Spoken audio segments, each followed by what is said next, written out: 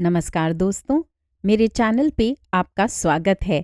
मैं लाती हूँ आपके लिए देश विदेश की हिंदी और उर्दू जगत की कुछ सुनी, कुछ अनसुनी बेहतरीन कहानियाँ अपने अंदाज में और सटीक उच्चारण में। मेरा एक छोटा सा लक्ष्य है 1000 सब्सक्राइबर्स का, तो कृपया मेरे प्रयास में मेरी सहायता करें और मेरे चैनल को सब्सक्राइब ज़रूर करें। साहित्य की सेवा में मेरा प्रोत्साहन बढ़ाएं और मेरे वीडियोस को लाइक ज़रूर करें। आइए सुनते हैं महान लेखक प्रेमचंद की लिखी कहानी नर्क का मार्ग, भाग 1। रात भक्तमाल पढ़ते पढ़ते न जाने कब नींद आ गई। कैसे कैसे महात्मा थे जिनके लिए भगवत प्रेम ही सब कुछ था, इसी में मग्न रहते थे। ऐसी भक्ति बड़ी तपस्या से मिलती है। क्या मैं ये तपस्या नहीं कर सकती? इस जीवन में और कौन सा सुख रखा है? आभूषणों से जिसे प्रेम हो वह जाने, यहाँ तो इनको देखकर आंखें फूटती हैं। धन दौलत पर जो प्राण देता हो वह जाने, यहाँ तो इसका नाम सुनकर ज्वर सा चढ़ आता है। कल पगली सुशीला ने कितनी उमंगों से मेरा श्रृंगार किया था, कितने प्रेम से बालों में फूल गूंथे थे। कितना मना करती रही, न मानी। आखिर वही हुआ जिसका मुझे भय था। जितनी देर उसके साथ हंसी थी, उससे कहीं ज्यादा रोई। संसार में ऐसी भी कोई स्त्री है जिसका पति उसका श्रृंगार देखकर सिर से पांव तक जल उठे? कौन ऐसी स्त्री है जो अपने पति के मुंह से ये शब्द सुने, तुम मेरा परलोक बिगाड़ोगी और कुछ नहीं, तुम्हारे रंग ढंग कहे देते हैं, और उसका दिल विष खा लेने को न चाहे? भगवान, संसार में ऐसे भी मनुष्य हैं। आखिर मैं नीचे चली गई और भक्तमाल पढ़ने लगी। अब वृंदावन बिहारी ही की सेवा करूंगी, उन्हीं को अपना श्रृंगार दिखाऊंगी। वह तो देखकर न जलेंगे, वह तो मेरे मन का हाल जानते हैं। भाग 2। भगवान, मैं अपने मन को कैसे समझाऊं? तुम अंतर्यामी हो, तुम मेरे रोम रोम का हाल जानते हो। मैं चाहती हूं कि उन्हें अपना इष्ट समझूं, उनके चरणों की सेवा करूं, उनके इशारे पर चलूं। उन्हें मेरी किसी बात से, किसी व्यवहार से नाम मात्र भी दुख न हो। वह निर्दोष हैं। जो कुछ मेरे भाग्य में था वह हुआ। न उनका दोष है, न माता पिता का। सारा दोष मेरे नसीबों ही का है। लेकिन ये सब जानते हुए भी जब उन्हें आते देखती हूँ तो मेरा दिल बैठ जाता है, मुंह पर मुर्दनी सी छा जाती है, सिर भारी हो जाता है। जी चाहता है इनकी सूरत न देखूं, बात तक करने को जी नहीं चाहता। कदाचित शत्रु को भी देखकर किसी का मन इतना क्लांत न होता होगा। उनके आने के समय दिल में धड़कन सी होने लगती है। 2-1 दिन के लिए कहीं चले जाते हैं तो दिल पर से एक बोझ सा उठ जाता है। हंसती भी हूँ, बोलती भी हूँ, जीवन में कुछ आनंद आने लगता है। लेकिन उनके आने का समाचार पाते ही फिर चारों ओर अंधकार। चित्त की ऐसी दशा क्यों है, ये मैं नहीं कह सकती। मुझे तो ऐसा जान पड़ता है कि पूर्व जन्म में हम दोनों में वैर था। उसी वैर का बदला लेने के लिए इन्होंने मुझसे विवाह किया है। वही पुराने संस्कार हमारे मन में बने हुए हैं। नहीं तो वह मुझे देख देख कर क्यों जलते और मैं उनकी सूरत से क्यों घृणा करती। विवाह करने का तो ये मतलब नहीं हुआ करता। मैं अपने घर इससे कहीं सुखी थी। कदाचित मैं जीवन पर्यंत अपने घर आनंद से रह सकती थी।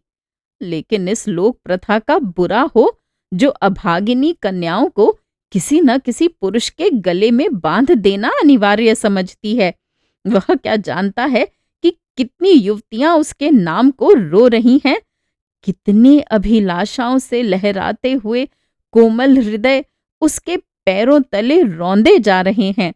युवती के लिए पति कैसी कैसी मधुर कल्पनाओं का स्रोत होता है। पुरुष में जो उत्तम है, श्रेष्ठ है, दर्शनीय है, उसकी सजीव मूर्ति इस शब्द के ध्यान में आते ही उसकी नजरों के सामने आकर खड़ी हो जाती है।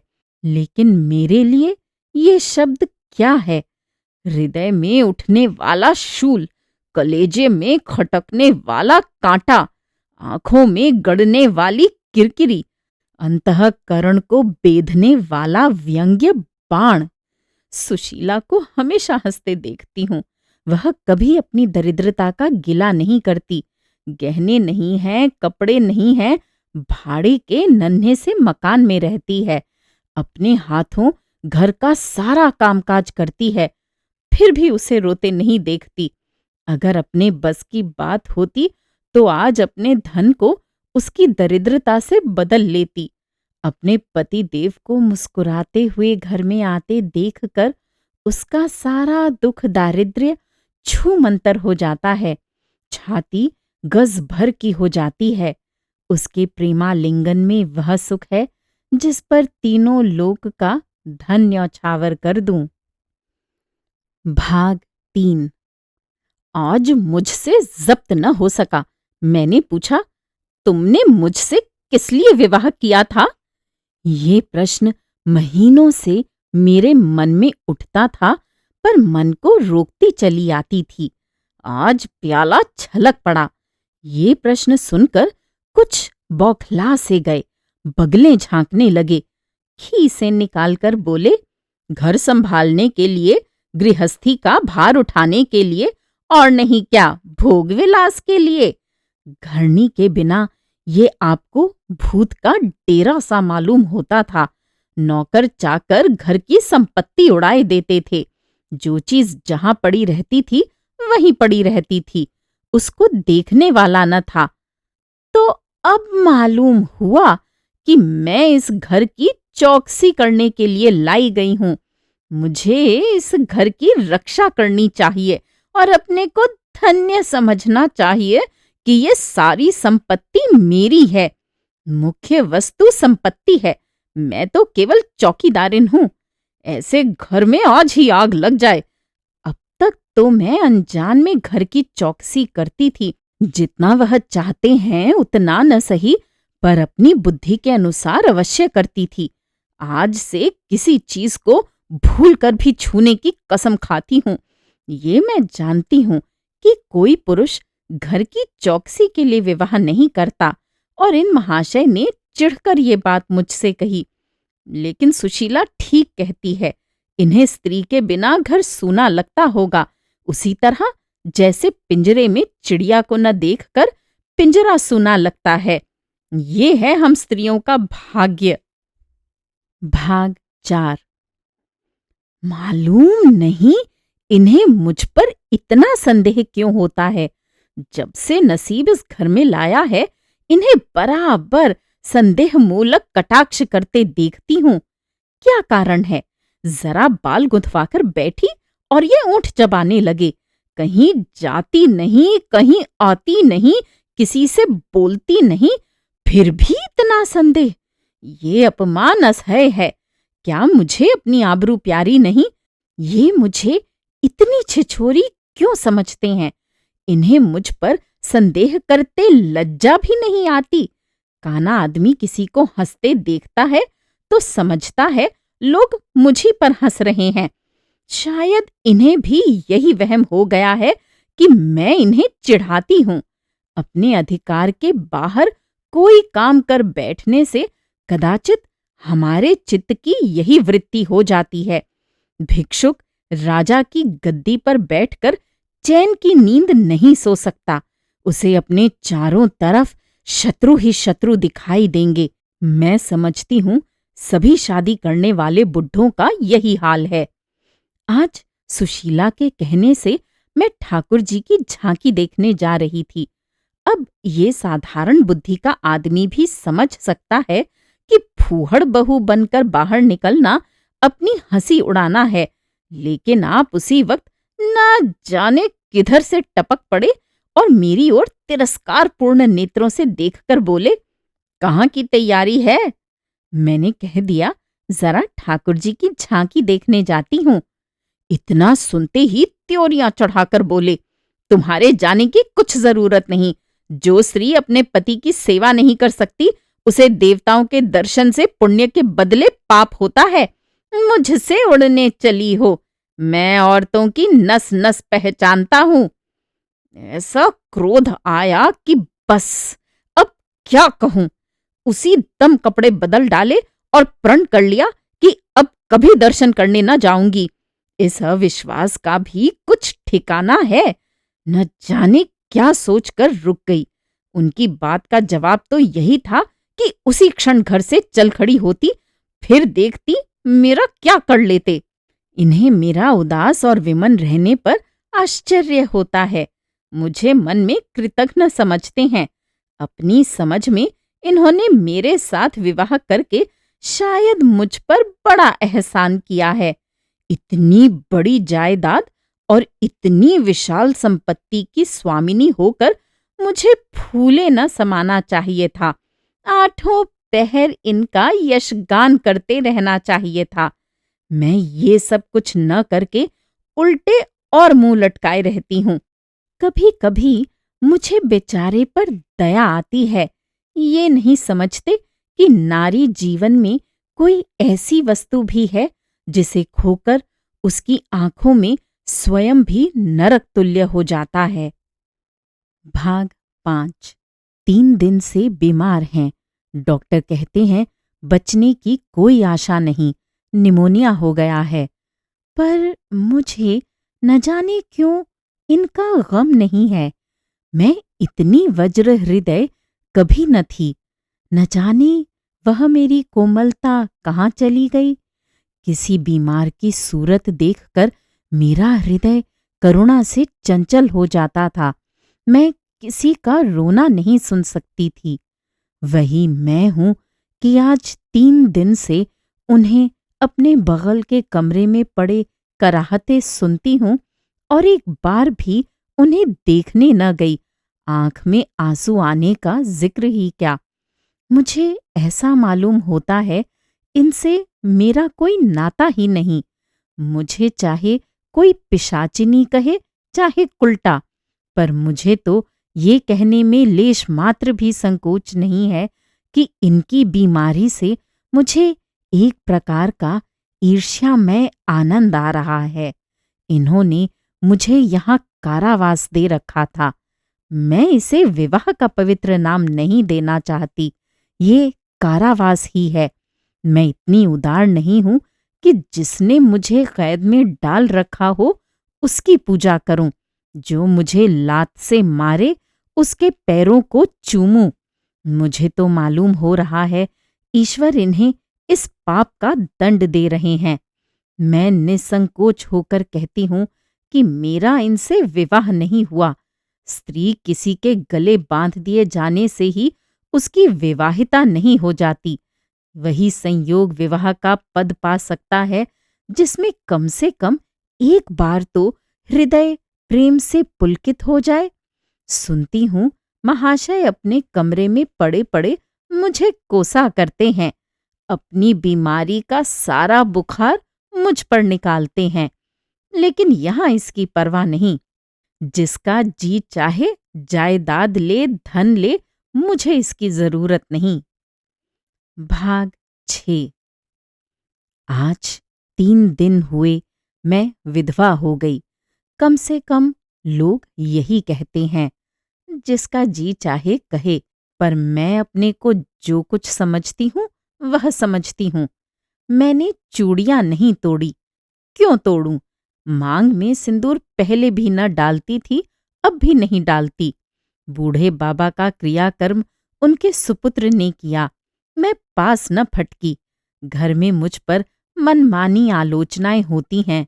कोई मेरे गूंथे हुए बालों को देखकर नाक सिकोड़ता है, कोई मेरे आभूषणों पर आंख मटकाता है। यहाँ इसकी चिंता नहीं। इन्हें चिढ़ाने को मैं भी रंग बिरंगी साड़ियां पहनती हूँ और बनती संवरती हूँ। मुझे जरा भी दुख नहीं है। मैं तो कैद से छूट गई। इधर कई दिन बाद सुशीला के घर गई। छोटा सा मकान है, कोई सजावट न सामान, चारपाइयां तक नहीं, पर सुशीला कितने आनंद से रहती है। उसका उल्लास देखकर मेरे मन में भी भांति भांति की कल्पनाएं उठने लगती हैं। उन्हें कुत्सित क्यों कहूं, जब मेरा मन उन्हें कुत्सित नहीं समझता। इनके जीवन में कितना उत्साह है, आंखें मुस्कुराती रहती हैं, ओठों पर मधुर हास्य खेलता रहता है, बातों में प्रेम का स्रोत बहता हुआ जान पड़ता है। इस आनंद से चाहे वह कितना ही क्षणिक हो, जीवन सफल हो जाता है। फिर उसे कोई भूल नहीं सकता। उसकी स्मृति अंत तक के लिए काफी हो जाती है। इस मिज़राब की चोट हृदय के तारों को अंतकाल तक मधुर स्वरों से कंपित रख सकती है। एक दिन मैंने सुशीला से कहा, अगर तेरे पतिदेव कहीं परदेश चले जाएं तो रोते रोते मर जाएगी। सुशीला गंभीर भाव से बोली, नहीं बहन, मरूंगी नहीं। उनकी याद सदैव प्रफुल्लित करती रहेगी, चाहे उन्हें परदेश में बरसों लग जाएं। मैं यही प्रेम चाहती हूँ। इसी चोट के लिए मेरा मन तड़पता रहता है। मैं भी ऐसी ही स्मृति चाहती हूँ, जिससे दिल के तार सदैव बजते रहें, जिसका नशा नित्य छाया रहे। भाग 7। रात रोते रोते हिचकियां बंध गईं। न जाने क्यों दिल भर भर आता था। अपना जीवन सामने एक बीहड़ मैदान की भांति फैला हुआ मालूम होता था, जहां बगुलों के सिवा हरियाली का नाम नहीं। घर फाड़े खाता था। चित्त ऐसा चंचल हो रहा था कि कहीं उड़ जाऊं। आजकल भक्ति के ग्रंथों की ओर ताकने को जी नहीं चाहता। कहीं सैर करने जाने की भी इच्छा नहीं होती। क्या चाहती हूँ वह मैं स्वयं नहीं जानती, लेकिन मैं जो नहीं जानती वह मेरा एक एक रोम जानता है। मैं अपनी भावनाओं की सजीव भूमि हूँ। मेरा एक एक अंग मेरी आंतरिक वेदना का आर्तनाद कर रहा है।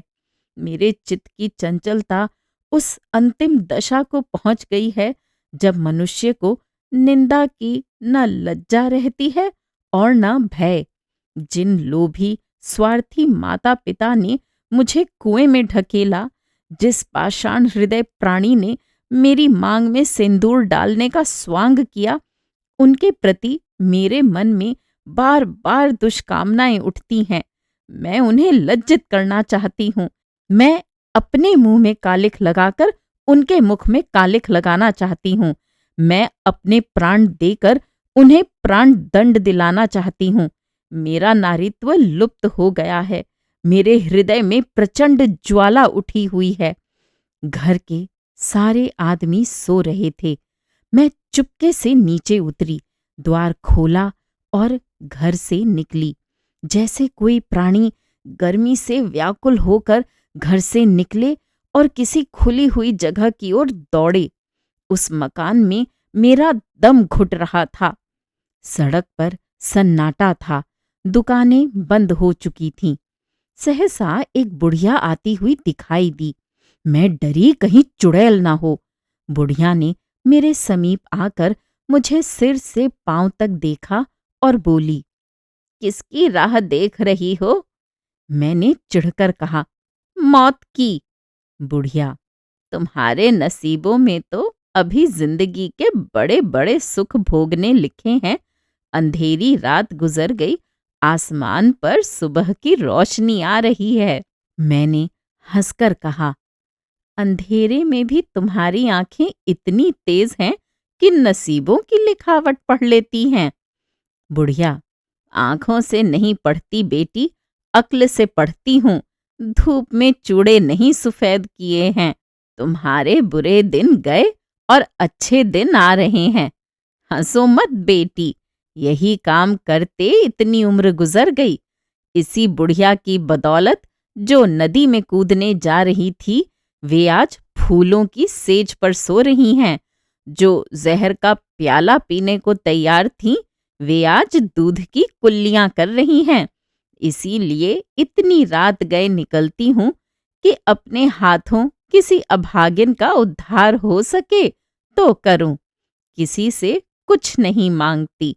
भगवान का दिया सब कुछ घर में है, केवल यही इच्छा है कि अपने से जहां तक हो सके दूसरों का उपकार करूं। जिन्हें धन की इच्छा है उन्हें धन, जिन्हें संतान की इच्छा है उन्हें संतान, बस और क्या कहूं। वह मंत्र बता देती हूँ कि जिसकी जो इच्छा हो वह पूरी हो जाए। मैंने कहा, मुझे न धन चाहिए न संतान, मेरी मनोकामना तुम्हारे बस की बात नहीं। बुढ़िया हंसी। बेटी, जो तुम चाहती हो वह मैं जानती हूँ।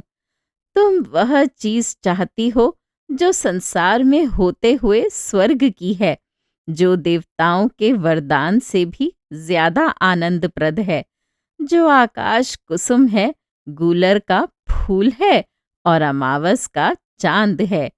लेकिन मेरे मंत्र में वह शक्ति है जो भाग्य को भी संवार सकती है।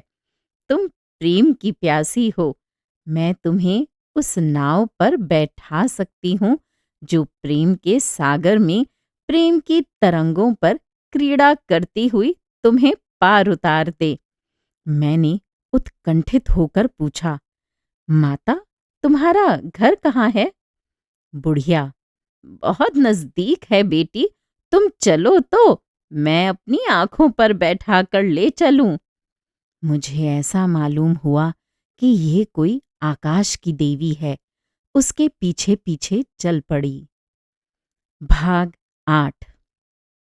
आह, वह बुढ़िया जिसे मैं आकाश की देवी समझती थी, नरक की डाइन निकली। मेरा सर्वनाश हो गया। मैं अमृत खोजती थी, विष मिला। निर्मल स्वच्छ प्रेम की प्यासी थी, गंदे विषाक्त नाले में गिर पड़ी। वह वस्तु न मिलनी थी न मिली। मैं सुशीला का सा सुख चाहती थी, उल्टाओं की विषय वासना नहीं। लेकिन जीवन पथ में एक बार उल्टी राह चलकर फिर सीधे मार्ग पर आना कठिन है। लेकिन मेरे अधःपतन का अपराध मेरे सिर नहीं, मेरे माता पिता और उस बूढ़े पर है जो मेरा स्वामी बनना चाहता था। मैं ये पंक्तियां न लिखती, लेकिन इस विचार से लिख रही हूं कि मेरी आत्मकथा पढ़कर लोगों की आंखें खुलें। मैं फिर कहती हूं, अब भी अपनी बालिकाओं के लिए मत देखो धन, मत देखो जायदाद, मत देखो कुलीनता, केवल वर देखो। अगर उसके लिए जोड़ का वर नहीं पा सकते तो लड़की को कुंवारी रख छोड़ो, जहर देकर मार डालो, गला घोंट डालो, पर किसी बूढ़े खूसट से मत ब्याहो। स्त्री सब कुछ सह सकती है, दारुण से दारुण दुख, बड़े से बड़ा संकट। अगर नहीं सह सकती तो अपने यौवन काल की उमंगों का कुचला जाना। रही मैं, मेरे लिए अब इस जीवन में कोई आशा नहीं। इस अधम दशा को भी उस दशा से न बदलूंगी जिससे निकल कर आई हूं। श्रोताओं, अभी आप सुन रहे थे महान लेखक प्रेमचंद की लिखी कहानी नर्क का मार्ग। उम्मीद है ये कहानियाँ आपको पसंद आ रही होंगी। मेरे चैनल पर आने के लिए, सब्सक्राइब करने के लिए, वीडियोस को लाइक करने के लिए बहुत बहुत धन्यवाद।